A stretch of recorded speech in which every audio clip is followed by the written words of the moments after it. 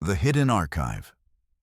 The letter in her mother's elegant cursive read, "I have delivered David to the lab. He is the first.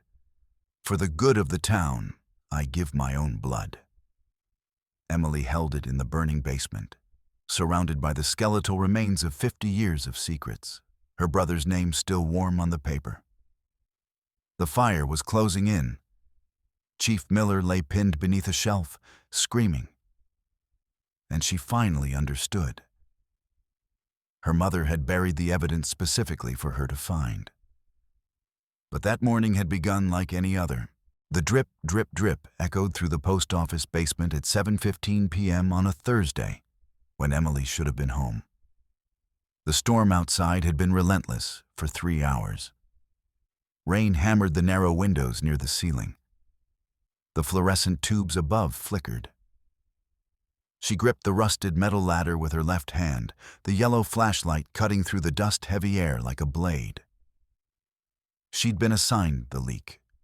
Simple job. Find the source, report it, go home. 20 minutes, maybe. She'd done it 100 times. But the water was coming from somewhere deeper. Her right hand pressed against the wood paneling. It felt soft. Wrong. Not like the rest of the basement. The paneling she'd examined was solid oak, reinforced, old, but structurally sound. This section gave. The fibers bent under her gloved fingers. She pushed harder. The wood splinters fractured with a sharp, dry crack that cut through the sound of the boiler's hum. A dust cloud billowed from the puncture. She reached into the darkness, her fingers brushing something cold and metallic. She pulled out a bundle of envelopes tied with frayed baker's twine. The stamps on the topmost letter bore a postmark. November 12th, 1974. 50 years ago. Her breath caught. She reached back in again. This time she felt the weight of something substantial. A rectangular object, heavy and solid. She gripped both sides and pulled. A rusted tin box emerged from the cavity, oxidized green, covered in a quarter-century of dust. A small brass padlock dangled from a latch. Someone had scratched a single word into the lid. Private. Emily sat on the bottom rung of the ladder, cradling the box on her knees. Her postal snips, the heavy industrial ones she used for sorting, were in her jacket pocket. She pulled them out and positioned the jaws around the brittle lock. The metal was so corroded that the snips cut through it with barely any resistance. The lock snapped with a sharp, high-pitched ping that echoed in the empty basement. The latch popped open. The contents lay before her, bundles of letters, a black and white Polaroid, and loose charcoal sketches, their edges curled by time and moisture. Emily didn't open them there. She couldn't. Something in the weight of the box, in the deliberate concealment of it, told her this discovery belonged to silence and privacy, not to the fluorescent glare of the basement at the end of a shift. She carried it home. Her apartment was small, a studio above a shuttered tailor shop on Maple Street. A single overhead bulb flickered when she switched it on. She spread the papers across her laminate kitchen table. The coffee ring from this morning's mug was still there. She pushed the cup aside. The charcoal sketch showed a child, not a real child in any sense of reality. The figure had wires attached to its temples, running down the neck like metallic veins. The proportions were wrong, distorted, as if drawn from nightmare. The name Billy was written at the bottom in shaky letters. Her fingers moved to the next sketch, then the next. Each one worse. Each one depicting children in various stages of restraint, with electrodes, with apparatus. Her skin went cold. The overhead light buzzed, irregular and maddening. She picked up a letter. The handwriting was frantic, slanting downward in desperation. She read aloud. "They think they are helping the neighborhood, Sarah. but I saw what they did to the Miller boy in the shed. The signature, your brother, Elias. Emily's vision swam. She set the letter down with trembling fingers and reached for the Polaroid. The image was grainy, faded at the edges. A nondescript suburban house with a cellar door hanging open. The architecture was distinctive. She knew this house. Everyone in Oakhaven knew this house. It belonged to Arthur Sterling, the current town council president. A man in a lab coat stood in the shadows of the cellar, partially visible. A handwritten note on the back of the photo in different ink. The lab, AUG 1972. Emily stood so quickly her chair scraped with a violent sound against the linoleum and fell backward with a heavy thud. She looked into the cracked mirror on her bathroom wall. Her own mother, Rebecca Reed, had been a housekeeper for the Sterling family in the 1970s. Emily barely remembered those years. She'd been so young when David had run away. David, her older brother. David, who had lived in that house with their mother, who had been there in 1972. David, who had disappeared in August of 1973 and never come back. The police had filed a report. Teenage runaway, they'd said. Happens all the time. Nothing surprising about a troubled kid leaving a small town for something bigger. No search, no follow-up. Their mother had never spoken about it, never searched, never even mentioned his name after the first week. Emily had learned not to ask. She stared at the reflection of the Sterling documents on her table, visible in the mirror behind her. The next evening, Emily left work as the sun was setting, painting the sky in shades of orange and purple. The alley behind the post office was empty except for the usual industrial detritus. The dumpster, the loading dock, her old sedan parked at the far end. She clutched her leather satchel against her ribs, the documents inside pressed against her chest like a second heartbeat. A shadow detached itself from the brick wall. The figure moved at high speed, no hesitation. Emily's peripheral vision caught the motion just as a hand grabbed the strap of her bag. She was jerked backward, her heels skidding on the oily asphalt. Instinct took over. She twisted her body and slammed her elbow into the attacker's midsection. A grunt of pain erupted from behind her. She twisted again, faster this time. In the split-second rotation, she caught a glimpse of the attacker's hand, the flash of a silver ring, distinctive and expensive. The attacker shoved her hard. Her back slammed into the brick wall with a sickening thud that knocked the air from her lungs. She kicked out wildly, her boot catching the man's shin with satisfying force. He cursed, a low, vicious word. Emily kicked again, aiming higher this time, but he sidestepped, using his size to press her harder against the wall. Then he pulled out the pipe.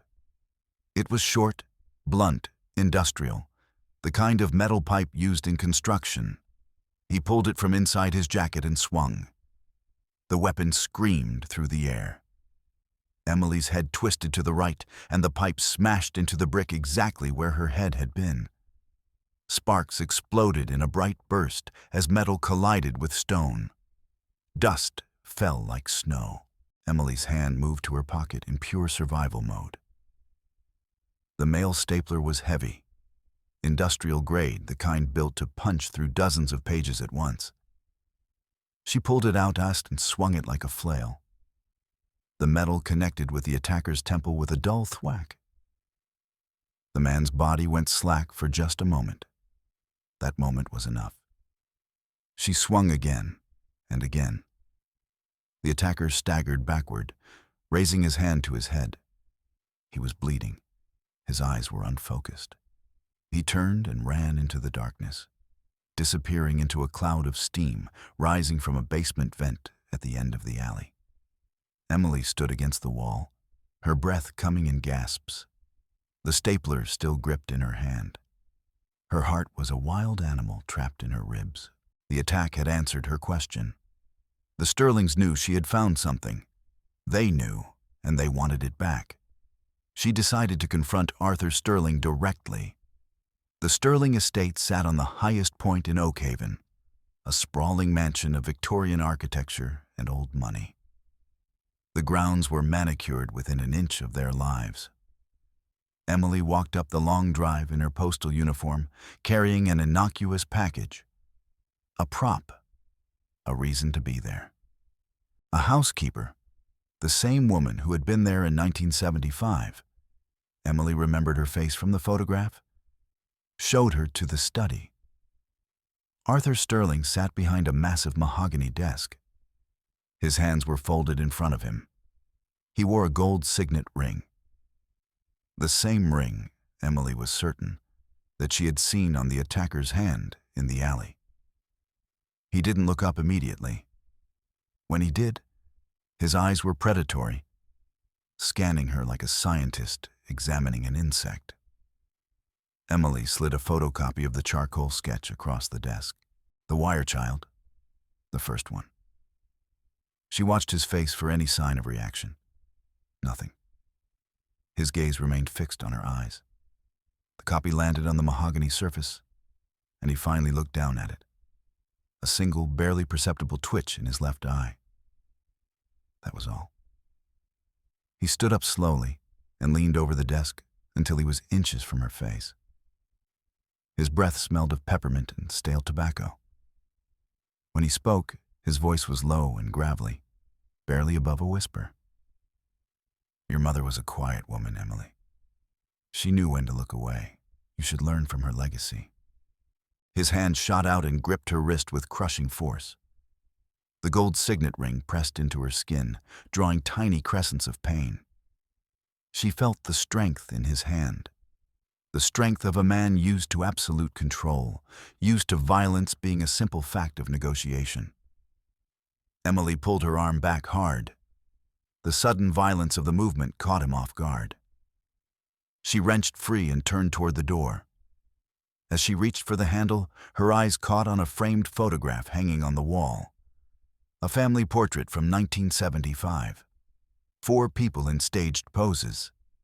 And in the background, slightly out of focus but unmistakable, her mother, Rebecca Reed, the housekeeper.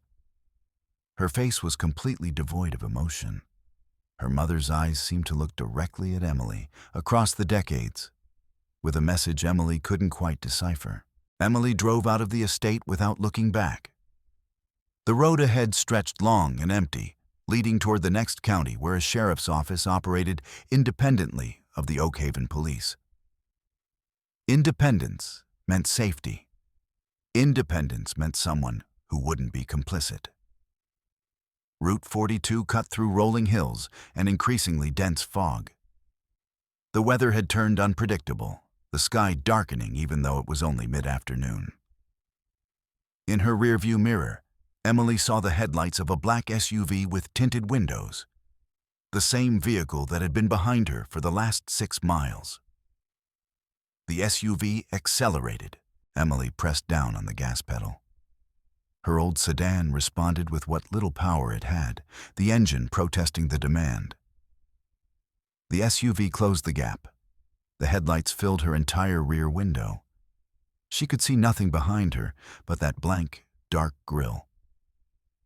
The SUV slammed into her rear bumper. The impact was massive. Emily's head snapped forward and then back against the headrest, her vision exploding in white stars. The sedan fishtailed, the rear wheels losing traction on the wet asphalt. She fought the steering wheel, pulling hard to the left, then right, trying to keep the vehicle on the road. The tires screamed. The SUV drew level with her. For a moment, they were side by side. Emily could see a man in the driver's seat, his face obscured by the darkness and tint. He was looking right at her. Then he jerked his wheel to the right, slamming his vehicle into hers, forcing her toward the soft shoulder. The sedan's tires hit gravel. The physics of the moment took over. The vehicle spun 180 degrees, rotating beneath her like a carnival ride. The world became a blur of sky and road and horizon, all spinning together. Emily held the wheel in a death grip. Her jaw clenched so hard she thought her teeth might crack. A machine gun spray of gravel peppered the undercarriage. The sound was deafening. The sedan left the road entirely and dropped into a ditch. The impact with the ground was brutal. The vehicle hit at an angle, and the driver's side crumpled. Emily's body was thrown sideways against the door. The window shattered, safety glass exploding into 1,000 cubic fragments. They cascaded across her lap like terrible jewels. Her head hit something hard. The world went quiet and still for a moment. Just the settling of the car, the ting-ting-ting of cooling metal. Emily kicked the jammed door open with both feet. The hinges protested, then gave. She crawled out into the wet mud, dragging the leather bag containing the documents with her. She looked back up at the road. A second vehicle had pulled over above her. Doors were opening. Figures were emerging. She ran. The post office records room was climate-controlled and sealed, a vault against the outside world, filled with floor-to-ceiling metal filing cabinets containing 50 years of documentation. Emily broke in through a side window after midnight. The only light she allowed herself was the blue glow of her tablet.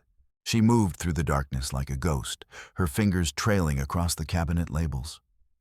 Grant allocations, 1970-1980. She pulled the drawer open. The files were organized by year and project name.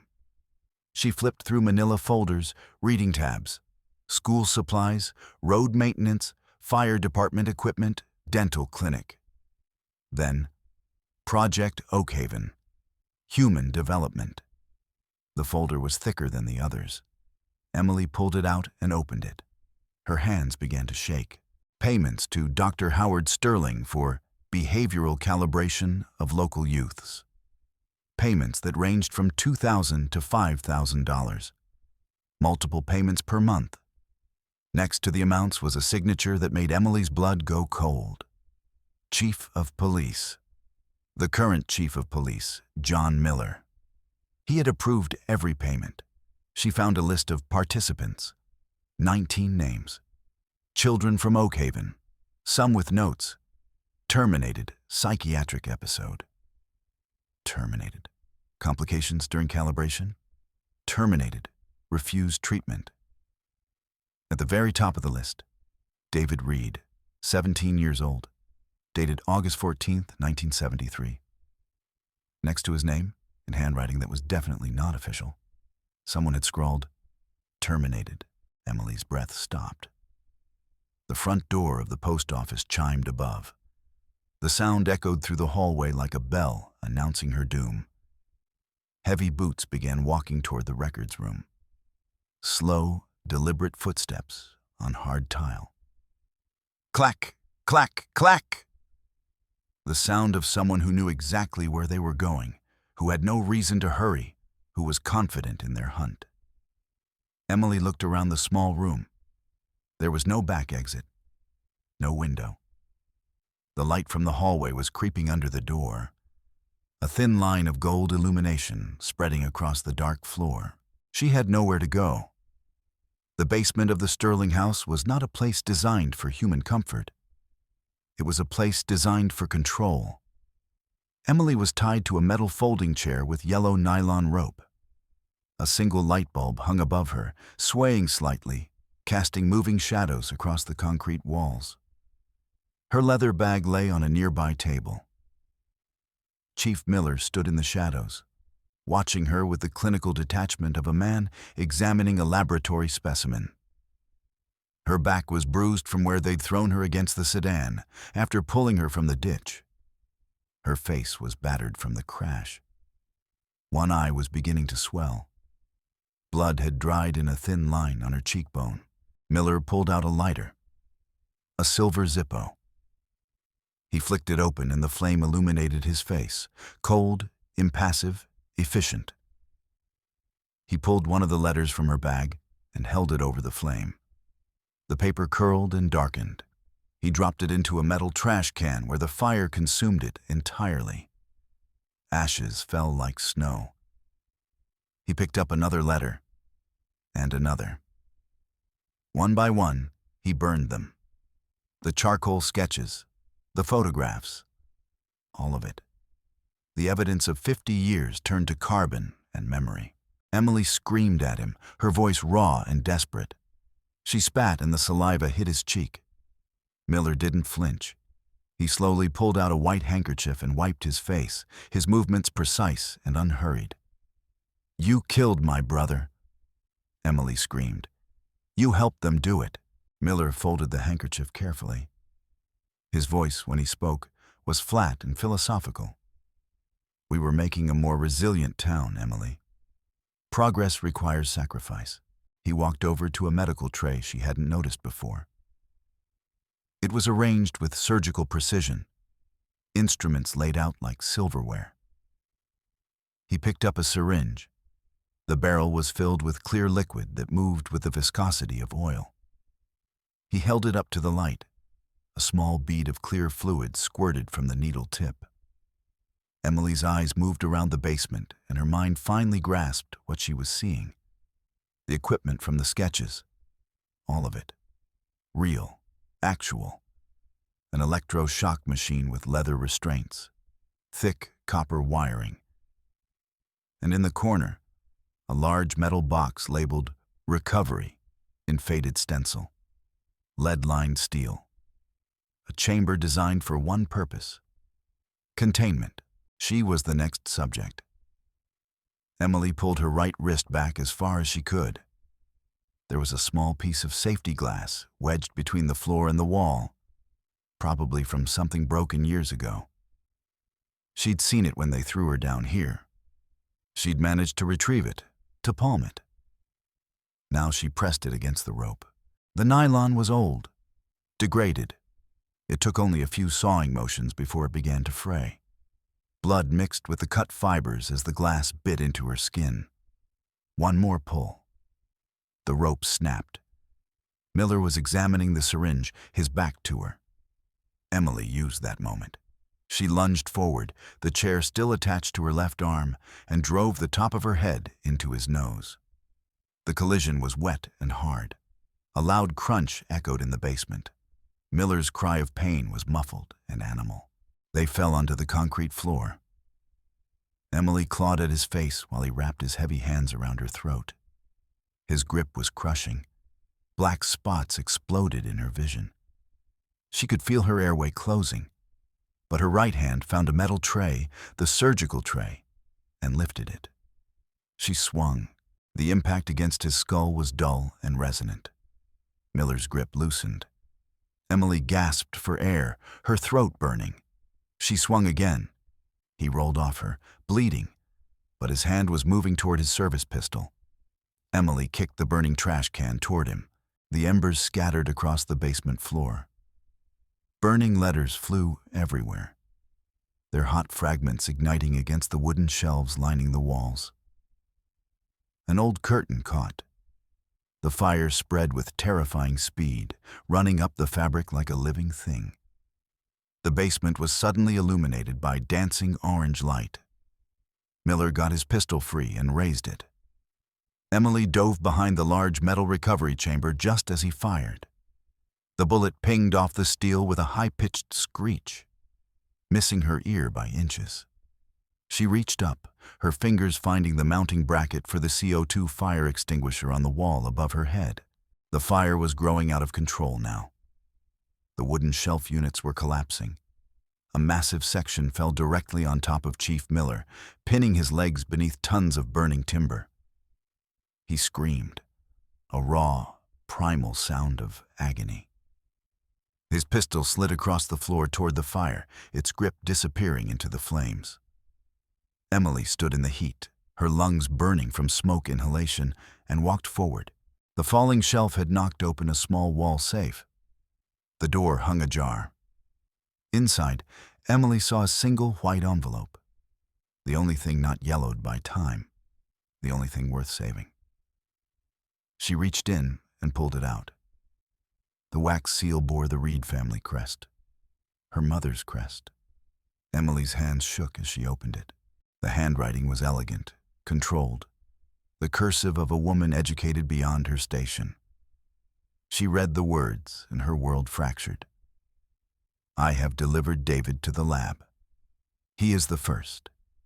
For the good of the town, I give my own blood. August 14th, 1973. The basement ceiling was sagging now, the beams beginning to crack from the heat. Plaster fell like snow. Flame was climbing toward the upper floor. Emily looked around and realized the truth with crystalline clarity. The stairs were a wall of fire. She was trapped in this basement of horrors with the final piece of the puzzle her mother had left for her. She looked at the recovery chamber. Thick, lead-lined, sealed, designed to survive the experiments. Emily crawled toward it, the letter clutched in her teeth, the heat on her back intensifying with every second that passed. The fire had burned through the night, consuming the Sterling house from the inside out. By dawn, nothing remained but charred beams and ash. The emergency crews had extinguished the blaze with water cannons, leaving the ruins smoking and steaming in the cool morning air. Emily emerged from the recovery chamber like a ghost. The heavy door creaked open. A soot-covered hand gripped the edge of the burned floorboards. Her arm was skeletal in its darkness. She pulled herself out of the wreckage, inch by inch. Her body was covered in a uniform layer of ash, gray-black, uniform, ancient-looking. Her eyes were red from the smoke. Her hair had been singed at the ends. She stood in the skeletal remains of the study. Around her, the town's elite had gathered. Arthur Sterling in handcuffs, his lawyers standing uselessly to the side. An interim chief of police, brought in from the state police to take temporary control. They stared at her as if she were a revenant, something that should not exist, something that had come back from the dead. Emily held up the plastic-wrapped letter. Her mother's words, preserved by the lead-lined chamber, protected from the flames by accident and physics. She walked toward Arthur Sterling, the ash crunching under her boots with each step. Crunch, crunch, crunch. The sound of something being crushed beneath her feet. She walked past him without looking, to where a state trooper stood waiting. She handed him the letter. Her voice was a rasp, damaged by smoke, barely above a whisper. But it was steady. The experiments, she said. My brother. It's all in there. My mother made sure I knew. Eventually, she pointed to the basement, to where the body of Chief John Miller was being extracted from the wreckage, burned and broken and beyond any judgment the living could provide. Emily walked past the line of police cars, through the crowd of uniformed officers, out into the middle of the street. The sun was rising over Oakhaven, painting the sky in shades of purple and gold. She sat on the cold asphalt and waited. The newspaper article ran for 3 weeks. Front page, above the fold. The silent experiments, Oakhaven's shame. The photographs showed the basement in its ruined state, the equipment still visible through the smoke damage, the documents preserved in plastic sleeves. Emily stood outside the newspaper office and read it through the glass window. The ink was still wet. The story was complete. Her story, her brother's story, the story of a town that had decided to purchase progress with the lives of its children. She walked to the cemetery in the afternoon. The grave was new, marked with a simple stone that read, David Reed. No dates, no inscription. The marker had been placed 3 weeks ago, when the bones had finally been identified. 50 years in an unmarked grave beneath the Sterling house. 50 years of forgetting. Emily pulled a lighter from her pocket. The last letter, her mother's final confession, was in her hand. She held it over the flame and watched the paper curl and blacken. The ash fell on the fresh grass above her brother's grave. The evening came with soft light. Emily's apartment was small and quiet. She opened a drawer and removed a silver locket, the one that had belonged to her mother. The silver was tarnished, the chain fragile with age. She opened it carefully. Inside was a tiny photograph of Emily as a baby, maybe 3 months old. The image was faded, but still visible. And behind it, she felt something else. A thickness. She used tweezers to gently pull out a small, folded slip of paper. The paper was so thin, it was almost translucent. She unfolded it carefully. The handwriting was her mother's, the same elegant cursive. The words were small, written in pencil, as if to make them less permanent, less real. I hid the box behind the wall for you to find. I couldn't stop them, but I could give you the weapon to destroy them. Grow strong, Emily. Emily snapped the locket shut. The sharp click of metal closing on metal filled the small apartment. She looked out the window. The first stars were appearing over Oakhaven. The town lights were beginning to glow, one by one, as darkness fell. The town council was in disarray. Arthur Sterling was in federal custody. The police department was under investigation. The state legislature had called for a full inquiry. Emily was no longer a victim of the experiments. She had never been a subject in the basement. She had been something else entirely. A weapon, a delayed mechanism of justice. Her mother had ensured it, had hidden the evidence, had waited for her daughter to become strong enough to use it. The locket felt cool in her palm. Emily held it for a moment, then placed it gently on the table beside her bed. Outside, the wind began to pick up, moving through the streets of Oakhaven, carrying the smell of ash and burning that still lingered in the air. The town was waking up to what it was, what it had done, what it would have to answer for. Emily lay in her bed and looked up at the ceiling, watching the shadows dance in the darkness. Somewhere in the town, there were other families discovering that their parents had been part of it. Other people finding out that their siblings and cousins and neighbors had been subjects in a basement laboratory. The reckoning was just beginning. She had been the first to find the truth. She would not be the last. The sound of sirens echoed through the town. Not the sirens of emergency response, but the sirens of continued investigation. More evidence being discovered, more secrets being unearthed. The mechanism she had activated was still in motion, still grinding through the machinery of the town, still destroying the foundations of what had been built on lies. Emily closed her eyes. In the morning, she would have to give more statements. She would have to answer more questions. She would have to see faces she had known her entire life, people she had trusted, people who had known what was happening and had said nothing. But that was tomorrow. Tonight, she simply existed in the darkness of her small apartment, in the knowledge that her mother, complicated, complicit, but ultimately willing to bury the truth for her daughter to find, had given her a gift wrapped in horror and devastation. Justice was a cold business. Justice was a basement full of evidence hidden behind a wall for 50 years. Justice was the locket that had held her mother's final confession, waiting for the moment when Emily would be strong enough to read it. Emily slept. The town did not.